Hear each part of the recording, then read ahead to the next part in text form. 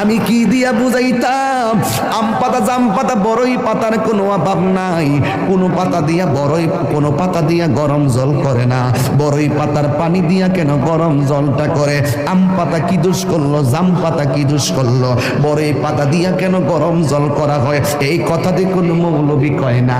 লাল কাপড়, নীল কাপড়, হলুদ কাপড়, কত কাপড় দেখলাম। কবরের কাপড়টা কেন ভাইজান সাদা? এই সাদা দিয়া কেন দাফন করা হয়? এই কথা দিয়ে পৃথিবীর কোনো মৌলবি কয় না রে। এ আমার যুবক,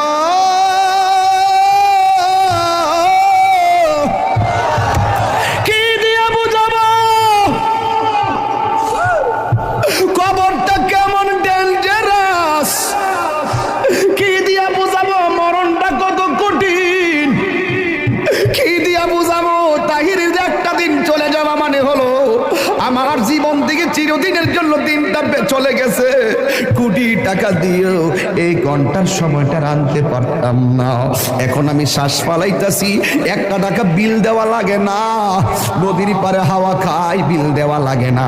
পল্লী বিদ্যুতের ফ্যান বাতাস খাইলে বিল দেওয়া লাগে। আইসিইউতে ঢুকে গেলে দিনে 50,000 টাকা গোনা লাগে। আমার আল্লাহ যে কত নিয়ামতের বাতাস আমরারে ঢুকাইতেছে, বাইরে কইরাইতেছে, 1 টাকা বিল নেই না। আল্লাহ কয় বিল লাগতো না, শুধুমাত্র তোরা 5 বার আইসা কপালটারে মাটির মধ্যে লাগাইয়া দিবি। সুবহানাল্লাহ।